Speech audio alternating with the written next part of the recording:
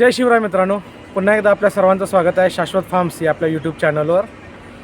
बरोबर आहे, तुम्ही आत्ता जे टायटल वाचला ते बरोबर आहे. शेळी पालन अजिबात करू नका. पण हे कुणासाठी आहे हे आपण ह्या पूर्ण व्हिडिओमध्ये सांगणार आहे. कुणी शेळीपालन करायचं नाही आहे, कुणी शेळीपालन करावं किंवा कुणाला शेळीपालन जमणार नाही, जे पुढे जाऊन अपयशी होऊ शकतात, ह्या सर्व गोष्टी आपण आता समजावून सांगणार आहोत टप्प्याटप्प्यामध्ये पुढच्या व्हिडिओमध्ये. आता सगळ्यात पहिल्यांदा शेळीपालन कुणी करू नये याचा जो पहिला मुद्दा आहे, सर्वात पहिला तो आहे जे कोणी फक्त आणि फक्त पैशासाठी या व्यवसायात उतरणार आहेत त्यांनी अजिबात शेळीपालन करू नये. जे लोक यूट्यूबवर वेगवेगळे व्हिडिओ पाहतात, त्यांचे मोठे मोठे आकडे पाहतात, शेळीपालनामध्ये 10 लाख कमवले, 20 लाख कमवले, 30 लाख कमवले, एका वर्षात एवढे कमवले, त्यांनी ते व्हिडिओ बघून इन्स्पायर होतात आणि अतिउत्साहामध्ये येऊन शेळीपालन सुरू करतात. त्यांचं शेळीपालन पुढं जाऊन 100% बंद पडतं. त्या लोकांनी शेळीपालन अजिबात करू. दुसरं म्हणजे ह्याच कॅटेगरीतले लोक आहेत झटपट श्रीमंत होण्यासाठी. बाबा आता आपण शेळीपालन चालू केलं, 50 शेळ्या घेतल्या, 100 शेळ्या घेतल्या, आपला फार्म चालू केला, मोठा शेड बांधला, चालू झाला, मी 2 वर्षात लखपती करोडपती होणार आहे असं ज्यांच्या डोक्यात आहे त्यांनीसुद्धा शेळीपालनाकडे अजिबात वळू नये. त्यांनी शेळीपालन अजिबात करू नये. मी आपल्या पहिल्या व्हिडिओमध्ये सुद्धा सांगितलं होतं की शेळीपालन हा रातोरात श्रीमंत होण्यासाठी व्यवसाय नाही आहे. ज्यांना ह्या व्यवसायात उतरायचं आहे त्यांना संयमानंच उतरावं लागेल. त्यामुळे ज्यांच्याजवळ संयम आहे त्यांनीच या व्यवसायात उतरा मित्रांनो. इतरांनी ह्या व्यवसायाकडे उतरू नका. ह्या व्यवसायात सर्वात महत्त्वाचा जो घटक असेल तर ते आहे संयम. जर तुम्ही संयम ठेवून शेळीपालन हा व्यवसाय करणार असाल तर तुम्ही नक्की यशस्वी होत आहे. त्यात तुम्हाला कुणीही अडवू शकत नाही.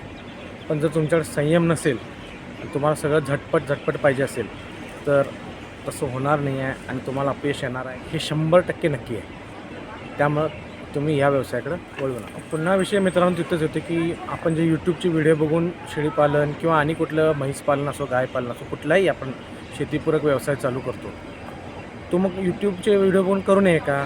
तर तसं नाही आहे, करावं. त्या व्हिडिओमध्ये सुद्धा भरपूर माहिती दिलेली असते, चांगली माहिती दिलेली असते.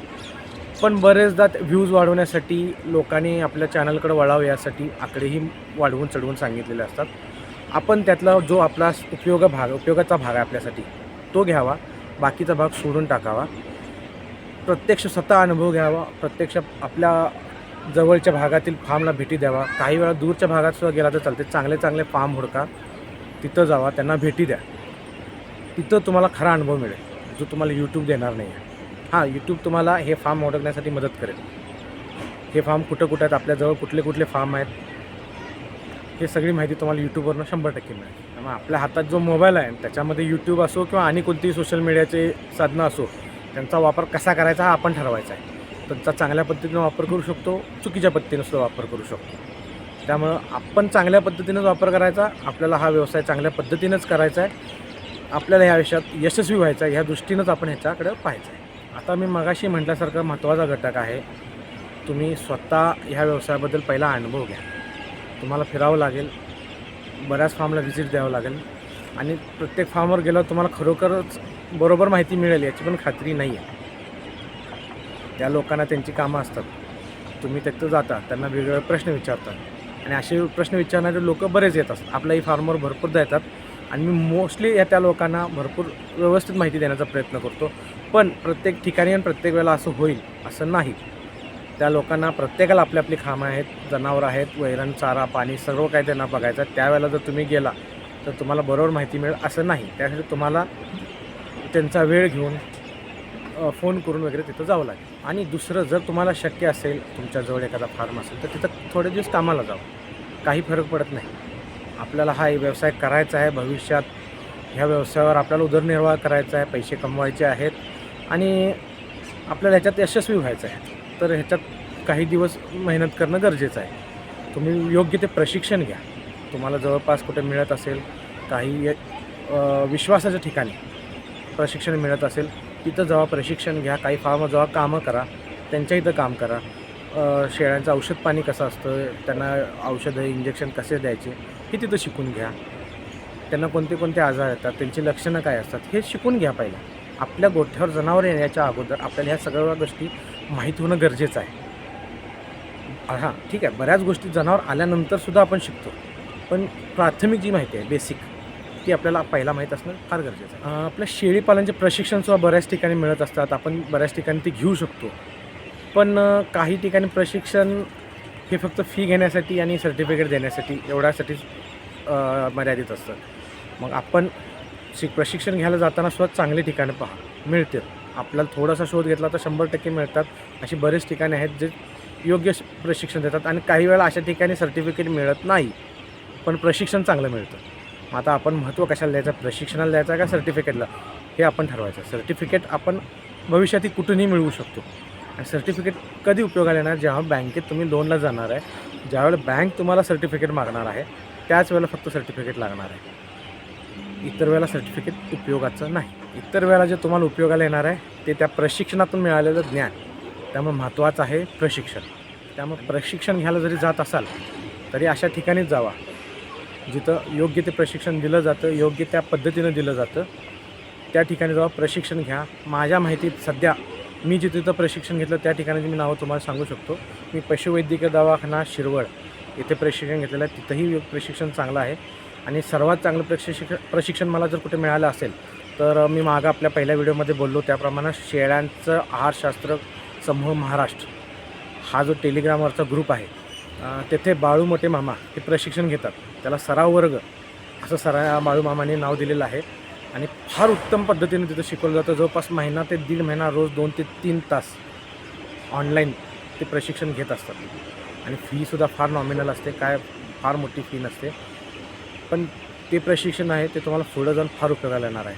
हां, फक्त हे प्रशिक्षण मी सुद्धा केलं आहे. आणि ह्या प्रशिक्षणात बाबतीत माझं एक मत आहे की तुम्हाला शेळीपालनाचं थोडंफार बेसिक नॉलेज पाहिजे, शेळीबद्दल थोडीफार माहिती पाहिजे, त्याच वेळेला हे प्रशिक्षण घ्या. अगदी तुम्ही नवीन आहे, तुम्हाला शेळ्यांबद्दल फारसं माहीत नाही, त्यावेळेला जाऊन अगदी तुम्ही प्रशिक्षण घ्यायला लागला तर बऱ्याच गोष्टी डोक्यावरून जातील. कारण मामा फार डीपमध्ये शिकवतात. अगदी शेळ्यांची पचनसंस्था, अन्न खाल्ल्यापासून त्यांची जी लेंडी तयार होते तोपर्यंत आत काय प्रोसेस होते ते सर्व तिथं सांगितलं जातं. मग अशा ठिकाणी तुम्ही जाताना थोडीशी तुमची पूर्वतयारी असणं गरजेचं आहे. आता आपण पुढचा मुद्दा समजून घेऊ, जो सर्वात महत्त्वाचा आहे शेळीपालनामध्ये. शेळीपालनातलं अर्थशास्त्र, ज्या गोष्टीसाठी आपण या व्यवसायात पडतो, अर्थार्जन, तो सर्वात मोठा मुद्दा आहे अर्थशास्त्र. आता आपण बऱ्याच यूट्यूब चॅनलवर पाहिला असणारा व्हिडिओ की शेळीला एका वर्षात 2 वेत होतात, एका वेताला 2 पिल्ली, 1 मेलं 3 राहिली असं पकडू. 3 पिल्लं 6 महिन्यांनी तुम्ही विकला तर प्रत्येक पिल्लू 7-8 हजारला गेलं, 24,000 आले. एक शेळीने एका वर्षात 24,000 कमवून दिले. तिच्या खाण्यावर 10,000 खर्च झाले, 14,000 प्रॉफिट राहिला. हे सगळं कागदावर बघायला फार छान वाटतं, असं प्रत्यक्षात होत नसतं. त्यामुळे हे अर्थशास्त्र पूर्णपणे चुकीचं आहे. तुम्हाला अर्थशास्त्र नक्की काय आहे हे समजून घ्यावं लागेल. त्यासाठी तुम्हाला प्रशिक्षण पण घ्यावं लागेल, अनुभव पण घ्यायला लागणार आहे, फार्मवर जाऊन भेटावं लागणार आहे, एखाद्या फार्मवर जाऊन काम करावं लागणार आहे. पुन्हा तेच मुद्दे सांगते कारण तेच फार महत्त्वाचे आहे. आणि हे सर्व करताना म्हणजे अनुभव घेत असा किंवा प्रशिक्षण घेत असा तुम्हाला स्वतःला लक्षात येईल की बाबा हा व्यवसाय आपल्याला जमणार आहे. तुम्ही स्वतःला पडताळून घेणं गरजेचं आहे की बाबा शेळ्या सांभाळणं, त्यांचं खाणं पिणं, त्यांची सकाळी लेंडी झाडणं, त्यांचे आजारपण करणं, त्यांना आजारपणाचं औषधं वगैरे करणं, हे सगळ्या गोष्टी आपल्याला जमणार आहेत का, तुम्ही स्वतःला पहिला पडताळून घ्या. मग तुम्ही ज्यावेळी ह्या सगळ्या प्रोसेसमधून जाता, प्रशिक्षण, अनुभव, भेटी, एखाद्या फार्मवर काम करणं, ह्याच्यातून जाता, त्यावेळी तुम्ही आपोआप स्वतःला पडताळून घेत असता. आणि तुम्हाला याच्या सरतेशेवटी लक्षात येतं की बाबा हा आपला गेम आहे का नाही, हे आपलं काम आहे का नाही. मग जर त्यावेळेला तुम्हाला वाटलं येस आपण ह्याच्यात जाऊ शकतो तर नक्की उतरा. त्यावेळेला जर वाटलं नाही आपल्याला जमणार नाही तर तिथंच थांबा, याच्यात येऊन. आणि शेवटी अजून एक महत्त्वाचं आहे की आपण ज्या जनावरांना सांभाळणार आहे, भले आज मी शेळीपालनबद्दल बोलतो पण तुम्ही गाई, म्हशी किंवा शेळीपालन किंवा उद्या कोंबडीपालन, कुक्कुटपालन, ह्यात कशातही जा, जे जनावर तुम्ही आणणार आहे, जे जनावर तुम्ही सांभाळणार आहे त्याचा समजून घ्या. ते जनावर काय आहे हे पहिला समजून घ्या. त्याच्या गरजा काय आहेत, त्याच्या राहण्याच्या गरजा काय आहेत, त्याच्या खाण्याच्या गरजा काय आहेत, त्याला आरोग्य व्यवस्थित ठेवण्यासाठीच्या गरजा काय आहेत, त्याच्या वेगवेगळ्या गरजा आहेत, त्या समजून घ्या. त्या जर समजल्या तर तुम्ही नक्कीच यशस्वीपणे याच्यात पाऊल टाकू शकता. ज्यावेळेला तुम्हाला हे जनावरांच्या गरजा लक्षात येतील त्यावेळेला तुम्ही 100% त्यांच्यासाठी योग्य सोयीचं निवारा करू शकता, योग्य सोयीचा त्यांच्यासाठी चारा वैरणाची उपलब्धता करू शकता, योग्य पद्धतीने त्यांच्यासाठी आरोग्याची व्यवस्था करू शकता आणि ते पण फार अवाढव्य खर्च न करता योग्य बजेटमध्ये तुम्ही हे काम करू शकता. पण त्यासाठी तुम्हाला पहिला त्या जनावराला समजून घ्यावं लागेल, दुसरा तुमच्या खिशाला समजून घ्यावं लागेल. कारण खिशावरसुद्धा ताण देऊन जर तुम्ही केला, तुम्हाला कितीही जनावर समजलं असू दे, काही असू दे, पण तुम्ही अवाढव्य खर्च करत गेला तर तुम्ही ह्यात टिकू शकत नाही. मित्रांनो, मी बरेच लोक बघितलेत आपल्या फार्मवर माहिती घेण्यासाठी येतात. मला कधीकधी फोन करून येतात, कधीकधी तसेच येतात आणि मी जर फार्मवर असलो कामातून थोडाफार वेळ काढून मी 100% त्यांच्याशी बोलतो. काही जणांची 1-1 तास मी चर्चा केलेली आहे. त्यांचं बॅकग्राऊंड समजावून घेण्याचा प्रयत्न केला आहे, त्यांना काय करायचं हे समजावून घेण्याचा प्रयत्न केला आहे. आणि मला बहुतांश लोकांच्या डोक्यात एकच विचार दिसला की आम्ही 15, 20, 25 किंवा 50 शेळ्यापासून सुरुवात करतो. आम्ही इथं शेळ्या बघितल्यात, इकडनं 10 आणणार आहेत, तिकडून 20 आणणार आहे, इकडनं 5 आणणार आहे. त्यांचं सगळं डोक्यात फायनल झालेलं असतं. पण मी त्यांना जीव तोडून समजावून सांगतो, कळकळीनं सांगतो की असं करू नका. तुम्ही पहिला 5 ते 10 जनावरांपासून चालू करा. 5 जनावरांपासून चालू करणं हे कधीही उत्तम नाही. तुम्हाला जरा थोडे जास्त घ्यायचं 10, मॅक्सिमम 10, जास्तीत जास्त 10 जनावरांपासून तुम्ही चालू करा. समजून घ्या, अभ्यास करा. तुम्हाला 1 वर्ष त्याच्यावर मेहनत करा. 1 वर्षात तुम्हाला सगळी कथा लक्षात येईल की बाबा हे कसं आहे गणित. 1 वर्षामध्ये मित्रांनो आपण भरपूर अनुभव घेतो त्या जनावरांचा. कुठल्या शेळीला कोणता आजार झाला, त्याच्यावर काय औषधोपचार करायला लागले, त्याच्यावर आपल्याला प्रथमोपचार आपण काय केला, डॉक्टर आपल्या शेडवर येऊपर्यंत आपण काय उपाय करायला लागतात हे लक्षात येईल.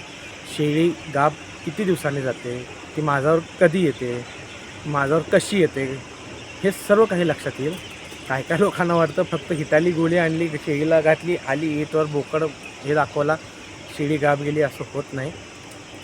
जे वर्षातून 2 वेळेस सांगतात त्या लोकांना प्रत्यक्ष जाऊन भेटा आणि विचारा कुठली शेळी आहे त्यांच्याकडे जी वर्षातून 2 वेळेस दिलेली आहे. वर्षातून 2 वेळेस होत नाही, 1.25 ते 1.5 वर्ष जातं 2 वेळेस होण्यासाठी. मधल्या काळात शेळी भाकड असते, तो तिचा खर्च आपल्याला करावा लागतो खाण्यापिण्याचा आणि ह्याचा.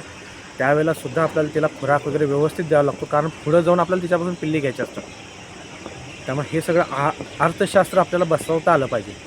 मग एकदम 20 आणि 50 जनावरं घेऊन तुम्ही हे ज्यावेळेला अर्थशास्त्र बसवायला बघता ते बसत नाही. एक जनावर आजारी पडतं त्याला बरं करू, पण दुसरं जनावर आजारी पडतं त्याला बरं करून तिसरं जनावर आजारी पडतं. 50 जनावरं एकापाठोपाठ एक आजारी पडायला लागल्यावर तुमची काय परिस्थिती होईल हा विचार करा तुम्ही. मगच तुम्ही चालू करता. किती जनावरांपासून करायचं हा विचार करा. 5 ते 10 ह्याच्यावर जनावर घेऊन होत नाही. ह्याच्यात बऱ्याच गोष्टी आहेत मित्रांनो, कुणी चालू करावं कुणी नाही करावं. मी आत्ता थोडक्यात बोललेलो आहे याच्यावर कारण बरेच अतिउत्साही लोक असतात, त्यांना थोडंसं कडक शब्दात सांगणं गरजेचं असतं. त्यामुळे थोडासा व्हिडिओ कडक शब्दात केला आहे आणि टायटल ही सुद्धा तसंच ठेवलं आहे की अजिबात शेळीपालन करू नका. अजिबात का करू नका आणि कुणी करू नका हे आपण आता पूर्ण व्हिडिओमध्ये सांगितलेलं आहे. तर अजूनही आपण याच्यावर डिटेल बोलू, पुढे जाऊन याच्यावर डिटेल व्हिडिओ बनवू 100%. पण आत्ता सुरुवातीला बेसिक आपण जे हेतू घेऊन चाललेलो आहे, पहिल्या व्हिडिओमध्ये बोलले, नवीन शेळी पालकांना त्यांना यशस्वी करण्यासाठी त्यांना कुठंही फसवणूक होऊ नये आणि त्यांना ह्याच्यातले बारकावे कळावेत, ह्यासाठी आपण हे सर्व व्हिडिओ करत आहोत. त्यासाठीच आजचा पहिला व्हिडिओ मी त्यामुळेच केलेला आहे की बाबा शेळीपालन कोणी करायचं कोणी नाही. जर तुम्हाला आजचा व्हिडिओ बघून तुम्हाला जाणवलं की बाबा आपल्याला शेळीपालन जमणार नाही, तर ह्याचा नाद सोडून टाका. ह्याच्या पुढं यूट्यूबवर हे व्हिडिओ बघणंसुद्धा सोडून टाका आणि तुम्ही तुमच्या दुसऱ्या मार्गाला लागा. आणि ज्यांना वाटते आपल्याला शेळीपालन जमेल त्यांच्यासाठी अजून आपण पुढं छान छान व्हिडिओ घेऊन येणार आहे. वेगळे विषय असणार आहेत. बहुतांश विषय असे निवडलेले आहेत की इतर कुठल्याही चॅनलवर किंवा इतर कुठल्याही प्लॅटफॉर्मवर हे विषय कव्हर झालेले नसावेत. काही विषय रिपीट होणार आपले, पण काही विषय अगदी नवीन आहेत जे नवीन पालकांसाठी फार महत्त्वाचे आहेत.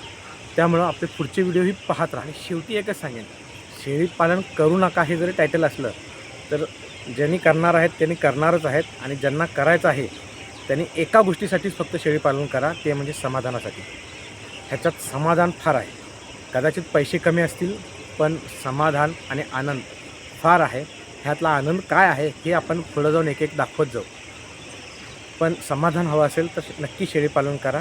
त्यासाठी सुरुवातीला अभ्यास करा, अनुभव घ्या, थोडंफार फिरा, थोडंफार काम करा आणि मग ह्याला चालू करा. आपण नक्कीच यशस्वी होऊ. धन्यवाद.